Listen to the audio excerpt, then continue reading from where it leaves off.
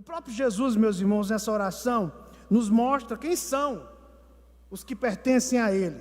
Ele descreve aqui 4 marcas claras do seu povo. Primeira marca, são aqueles a quem Ele manifestou o nome do Pai. Segunda marca, são aqueles que foram tirados do mundo. Terceira marca, são aqueles que guardaram a palavra de Deus. Quarta marca, são aqueles que receberam a Cristo como enviado do Pai. Então, essas 4 marcas ou 4 características formam o perfil espiritual do verdadeiro cristão, o povo de Cristo. Assim, comecemos considerando aqui, meus irmãos, a primeira característica do povo de Cristo. O povo de Cristo é aquele a quem Jesus manifestou o nome do Pai. Observem aí no versículo 6, ele diz assim: manifestei o teu nome aos homens que me deste. Jesus, irmãos, inicia sua intercessão sacerdotal descrevendo o seu povo como aqueles a quem ele manifestou o nome do Pai.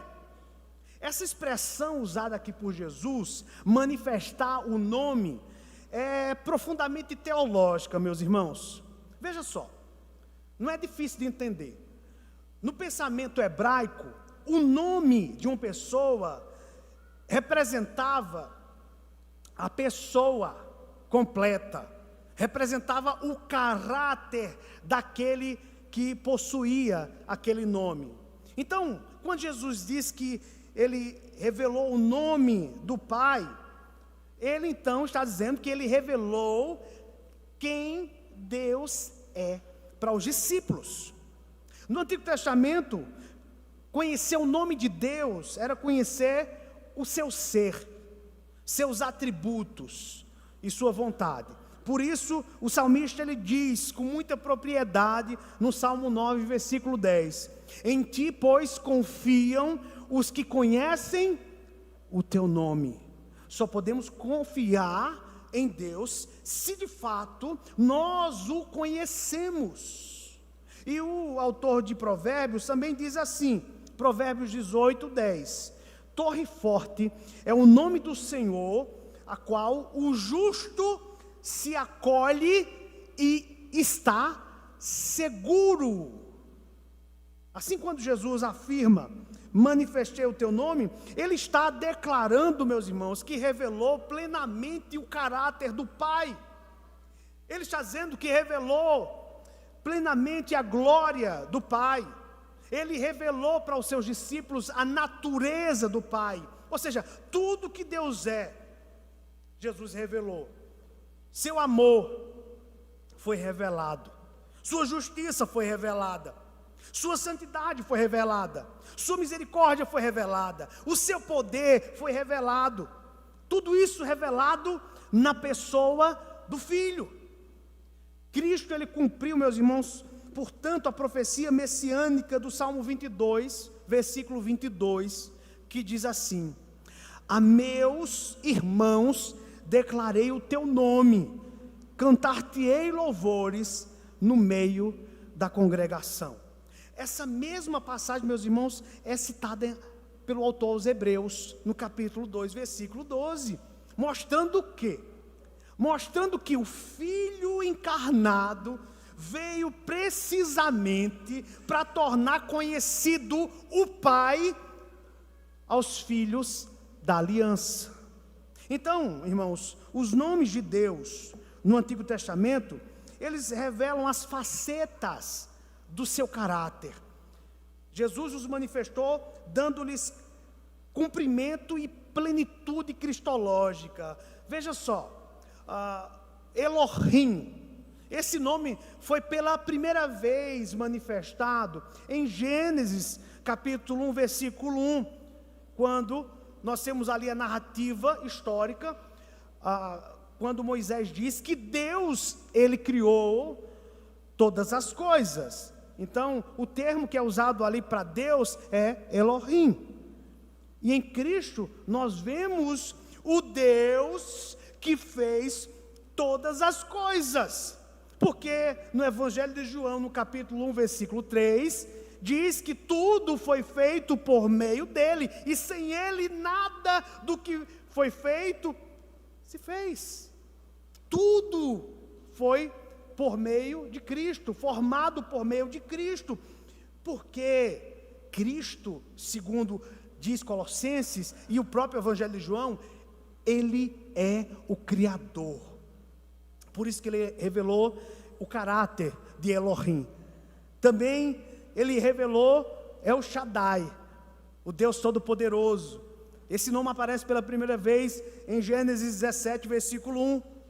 E em Cristo se manifestou o poder que vence o pecado, o poder que vence a morte. Ele também revelou El Elyon, o Deus Altíssimo, revelado na soberania absoluta de Jesus sobre toda a carne. E Jesus revelou Yahvé, porque Ele próprio disse que aquele que se revelou na sarça ardente com esse nome, eu sou, Êxodo 3:14, é o mesmo que Jesus aplica a si mesmo, dizendo: antes que Abraão existisse, eu sou. Ou seja, Jesus disse: eu sou Yahvé. Em Cristo, meus irmãos, o nome de Deus se torna visível, audível e acessível, porque Jesus é a autorrevelação do Pai, o Verbo que se fez carne. Por isso, quem conhece Jesus, conhece o Pai. E o termo Pai, meus irmãos, é um termo que Jesus, ele manifestou de maneira muito graciosa. Israel conhecia Deus como Senhor, como juiz, como Criador, mas não conhecia Deus como Pai, íntimo e pessoal de cada crente. Somente Jesus, o Filho unigênito, pôde introduzir seus discípulos nesse relacionamento filial, meus irmãos. Foi Ele quem ensinou a orar: Pai nosso que estais nos céus. E após a ressurreição, anunciou a Maria Madalena o seguinte, João 20:17: subo para meu Pai e vosso Pai, meu Deus e vosso Deus. Cristo, portanto, não apenas revelou o nome do Pai, mas tornou manifesta a própria paternidade amorosa, graciosa e redentora de Deus. Aquele que antes habitava em luz inacessível, oculto aos olhos de um povo incapaz de se aproximar por causa de sua miséria espiritual, agora se dá a conhecer como o Deus da aliança, que acolhe, firma, que sustenta seus filhos na comunhão de sua graça soberana. Meus irmãos, por meio do Filho encarnado, o Pai se mostra não como um poder distante, mas como aquele que em misericórdia eterna chama pecadores indignos para a intimidade do pacto e lhes concede segurança, e lhes concede identidade, e lhes concede esperança. Louvado seja Deus por isso. Notem, irmãos, que Jesus diz: manifestei o teu nome aos homens que me deste. Irmãos, a revelação do nome de Deus não é universal. Jesus disse que não revelou Deus, o Pai, para todas as pessoas do mundo, mas essa revelação é restrita àqueles que o Pai deu ao Filho. Isso significa dizer que somente os eleitos é que poderão desfrutar dessa revelação de Deus o Pai por meio de Deus o Filho. Queridos, eu sei que uma boa parte da igreja evangélica, ela é arminiana, ou seja, não acredita nessa eleição que aconteceu antes da fundação do mundo. É muito estranho isso, porque nós temos que aceitar tudo aquilo que a Bíblia nos ensina. E a Bíblia de Gênesis e Apocalipse, ela é categórica em afirmar que Deus escolhe. Não é o homem que escolhe ser eleito, é Deus que elege antes da fundação do mundo. Efésios capítulo 1, versículo 4, é muito claro. Jesus é muito claro aqui, meus irmãos. Em todo o Evangelho de João, Jesus deixa essa verdade, essa doutrina muito explícita. Ele fala: aqueles que o Pai me deu, de maneira nenhuma os lançarei fora. Nenhum daqueles que o Pai me deu se perderão. Eu ressuscitarei cada um deles no último dia. E aqui, Jesus, na oração sacerdotal, ele escancara essa verdade. Ele faz uma afirmação categórica da doutrina da eleição. E ele diz que a verdadeira revelação de Deus é dom soberano, não é produto do intelecto humano. O mundo vê Jesus, mas não conhece o Pai. Somente os que foram iluminados pela graça veem em Cristo o esplendor da glória divina. Como Paulo ensina, lá em 2 Coríntios 4, 6, ele diz assim: porque Deus que disse, das trevas resplandecerá a luz, Ele mesmo resplandeceu em nosso coração para iluminação do conhecimento da glória de Deus na face de Cristo.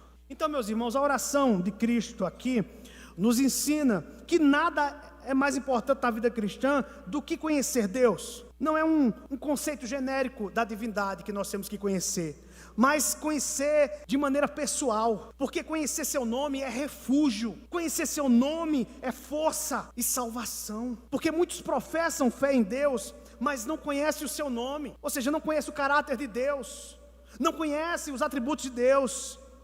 Outros falam de Cristo, mas não se relacionam com o Pai. Entretanto, o verdadeiro crente conhece a Deus como Pai, não porque o descobriu, mas porque Cristo foi quem lhe revelou.